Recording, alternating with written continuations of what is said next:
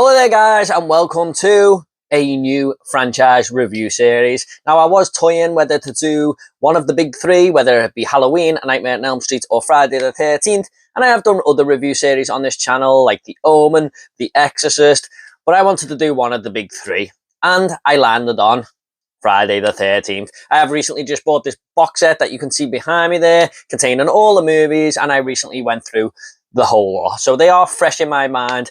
So I thought now is the time, and where better to start than a 1980 classic. So sit back, relax, and enjoy this review series.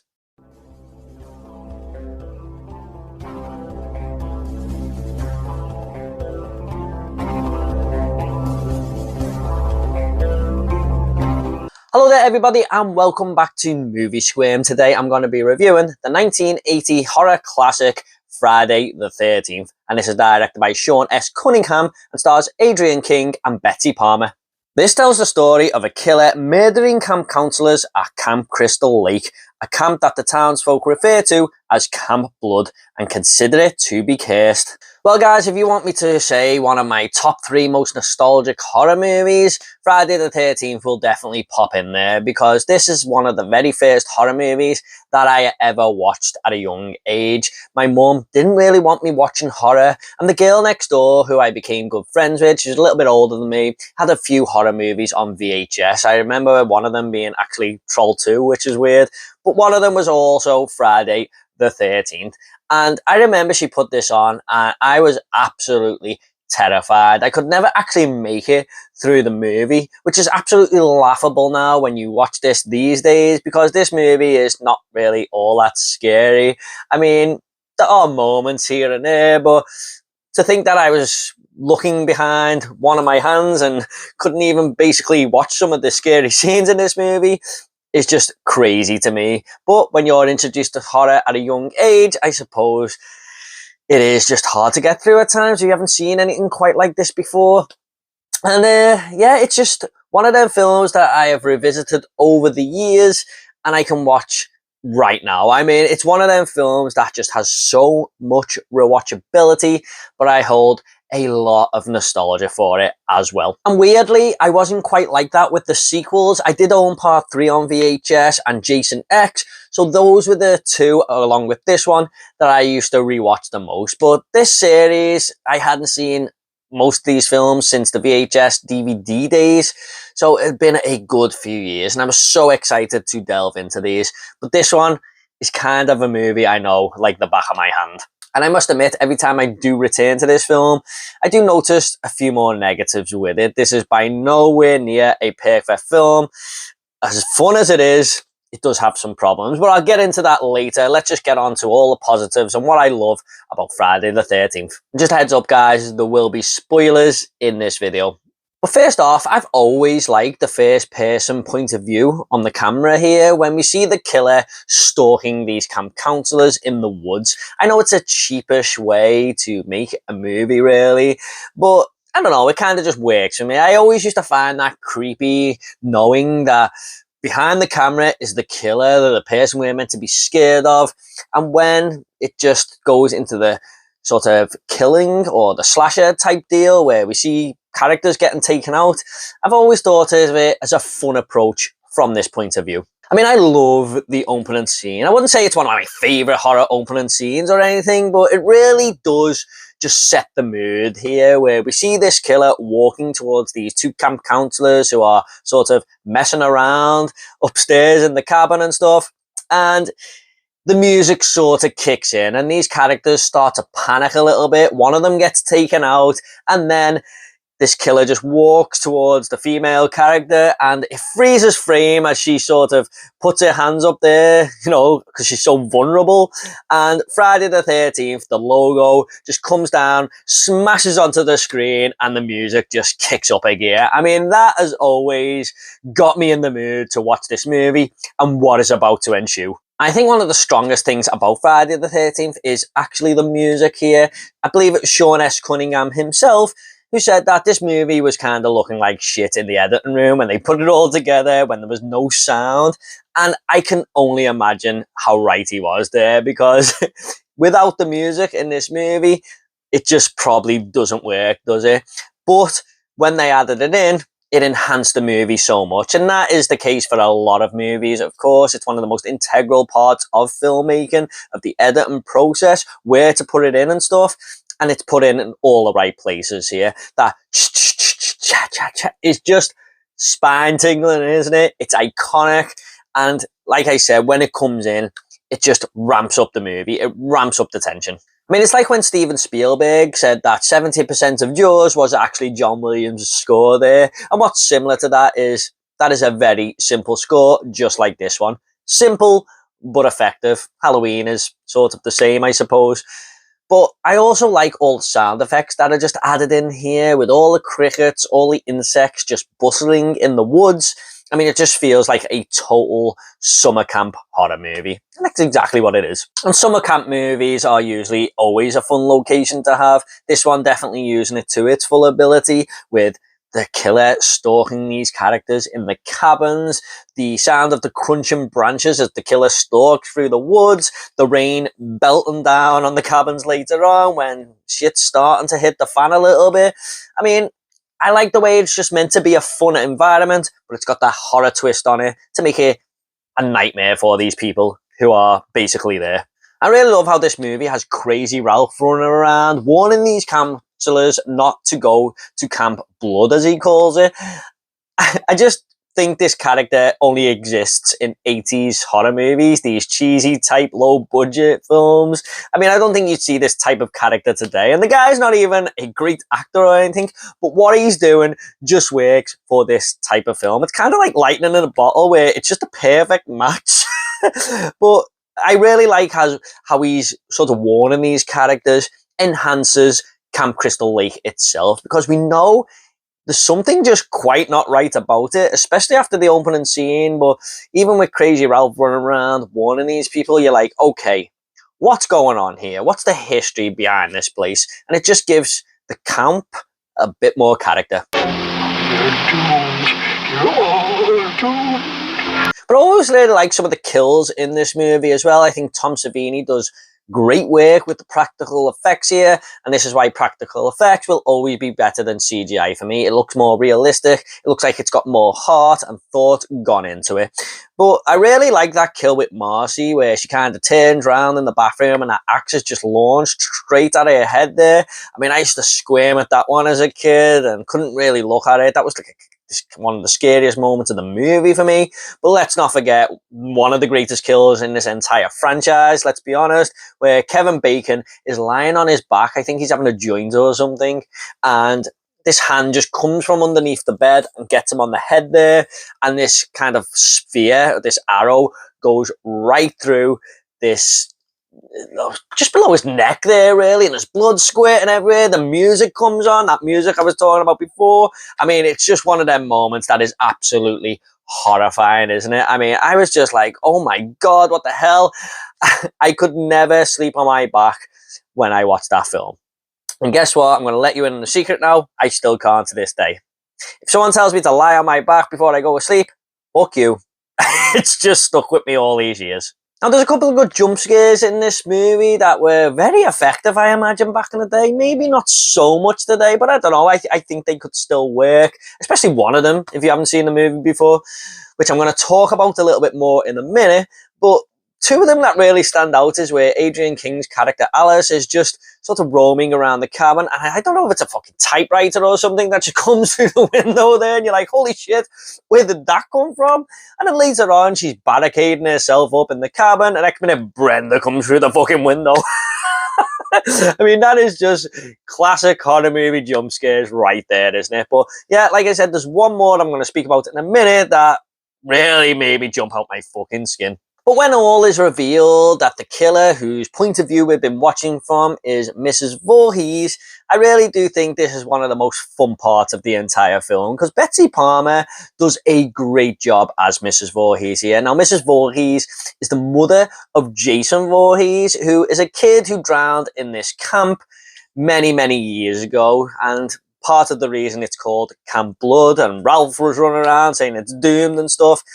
But I think she is such a psychotic character in this film, and Betsy Palmer really shows it in her performance, especially when she is sort of just staring down the tunnel there. Nothing around there matters. And she's promising Jason that she's going to kill these counselors because they were the ones who didn't watch him when he was drowning. And she's sort of taking it out on them as her revenge, basically. That's her motive for killing them. But the way she's just saying, don't worry, Jason, I'm gonna kill them. I mean, it's just so psychotic. You can tell she has definitely gone off the rails. And it's such an awesome performance. And one of the most iconic ones in horror history, I believe. Look what you did to him. Look what you did to him. And it's really awesome when Alice decides to just take her fucking head off.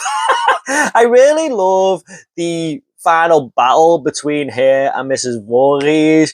It's just such a fun little, woman screamer match, I suppose. But yeah, it does really get deadly when Alice takes that fucking machete to her. And it's, again, great practical effects. But I gotta say, one of the biggest positives about this film for me is the aftermath of this, where Alice is in the boat, and it goes back to one of the greatest jump scares I was talking about before, where I said I will get to it, is where Alice is in the boat. It's all like dream-like music, and it's all over. The horror is finished. Alice has survived, and she's just sort of sitting in this boat in the lake, and these cops turn up, and there she is. Oh, it's over. And next minute, Jason jumps out of this lake and pulls her out of the boat, round their neck. I mean, the music suddenly just does this switch up, and this sort of ghastly boy with great makeup effects jumps out of the lake and pulls her down. When I seen that, man, it lived with me for months. I mean, I still anticipate it now every time I watch it, going, okay, it's going to happen, it's going to happen. It's such a great jump scare, an iconic one at that. I mean, how many people expected that at the cinema? I would have loved to see them reactions back in 1980. What a moment. Also, this is just a little bit of a side note, but I've only really thought of this later on in life. When Brenda is walking around the camp and Jason is calling her, she can hear the child's voice. And all this time, it was probably him calling her, wasn't it? Luring her into the killer, because obviously he's in the lake.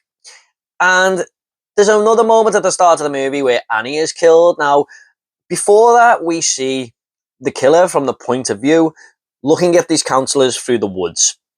And I always thought that was Mrs. Voorhees, but it then cuts to Mrs. Voorhees outside of Camp Crystal Lake with Annie before she kills her. So was that Jason looking at the camp counselors through the woods?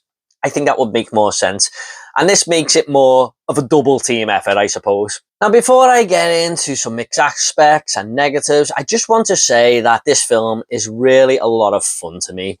I think I love the fact that you can just see these characters having fun in this camp with no phones in sight, with just the minimal stuff at their disposal, and just sort of interacting together. I mean, that's one of the best things about these 80s movies, isn't it?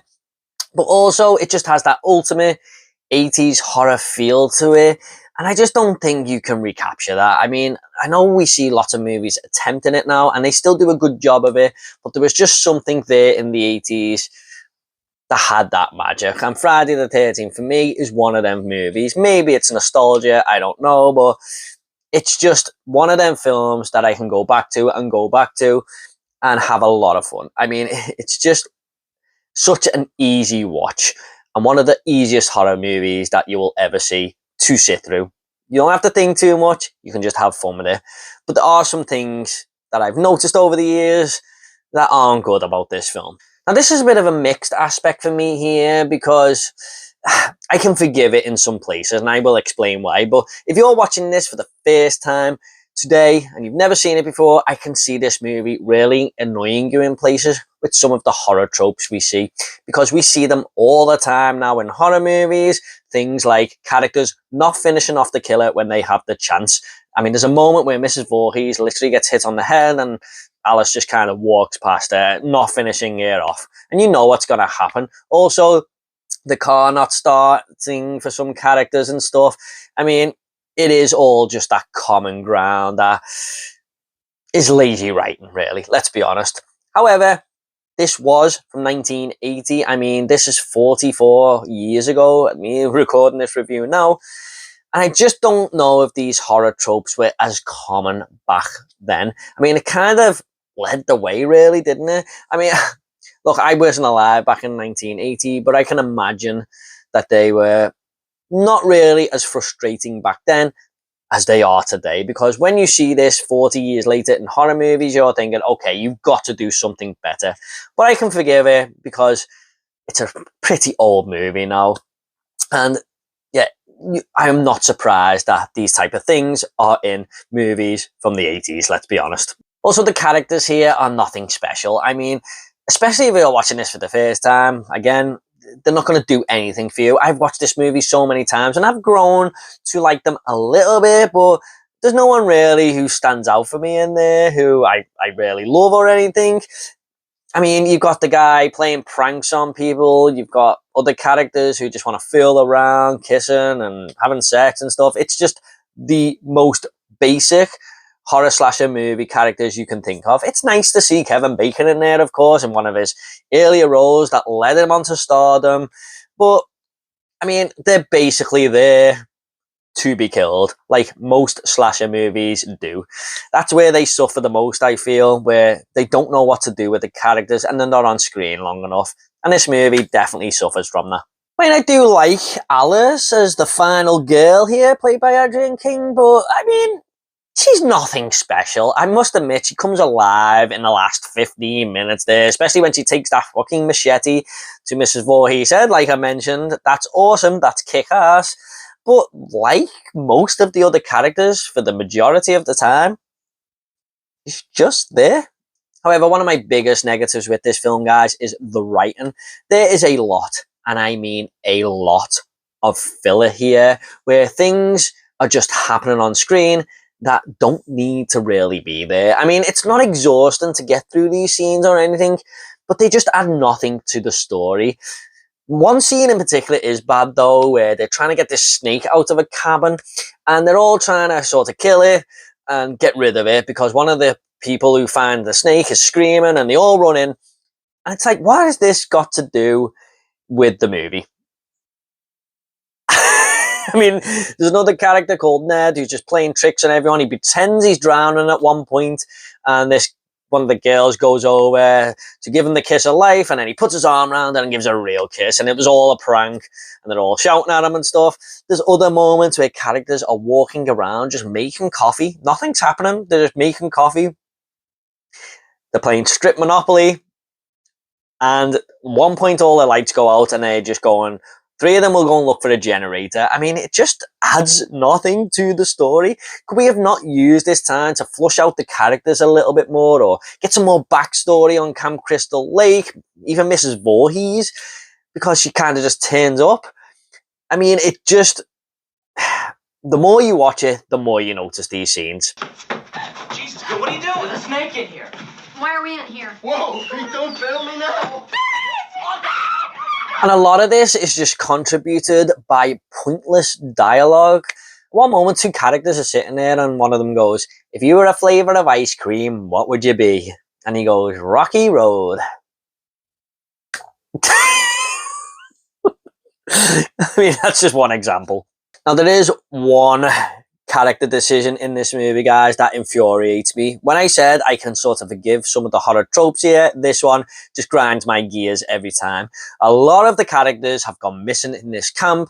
So two of them, one of them being Alice, goes to investigate and they find an axe on a bed with blood surrounding it.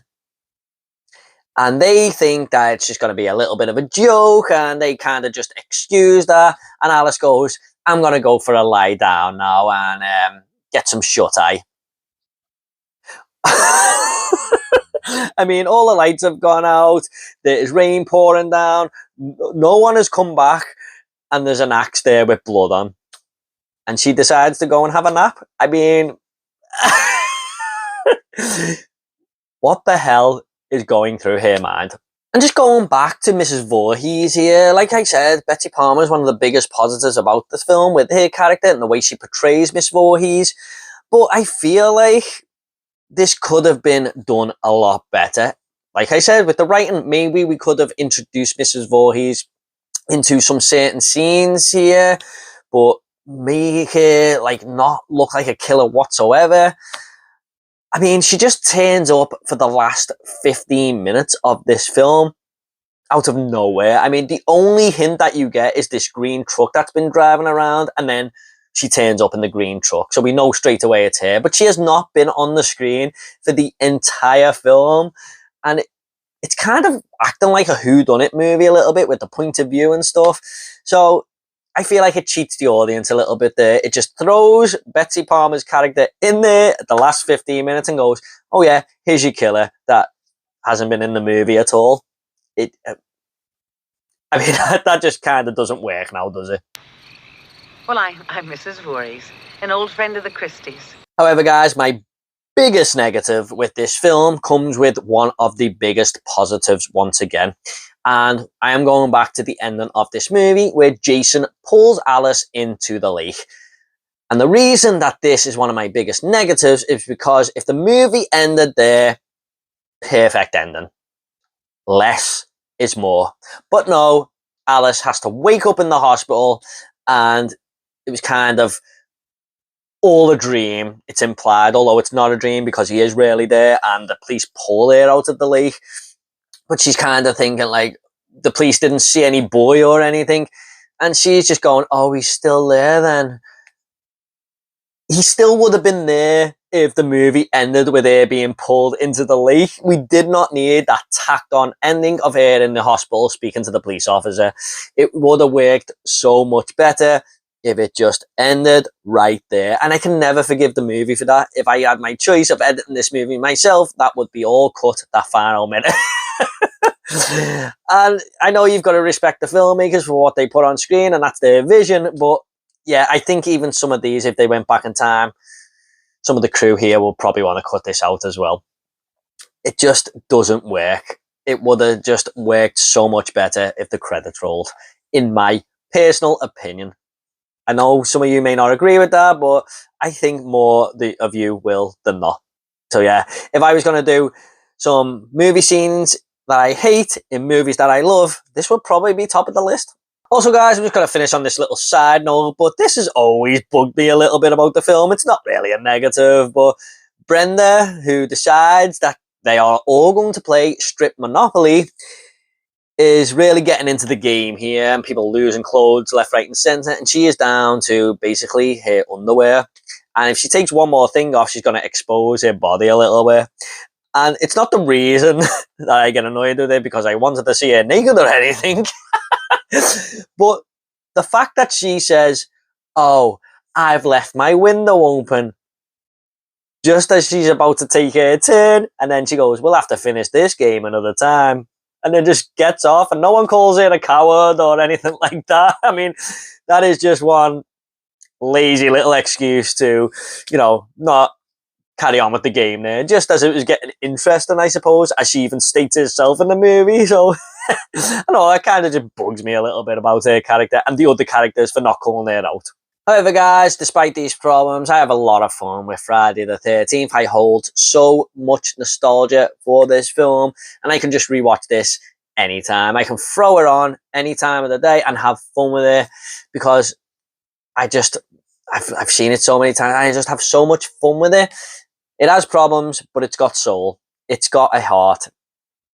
It's a horror classic that laid the foundations for one of the biggest horror franchises ever made. And a lot of people do think this is the best Friday the 13th movie. Not quite for me, but once I do my ranking, you'll see where it comes. But I do believe it will be near the top end. I'm just going to go ahead and rate this movie now. I'm going to give Friday the 13th a generous 7 out of 10. And I say generous because it's probably not that great, but it's one of the most important horror movies for me personally. It's a staple of my childhood. It's a gateway into horror for me alongside A Nightmare on Elm Street Part 3 and Child's Play 2. They were the movies that really got me into the horror genre. And the reason I'm doing this channel today.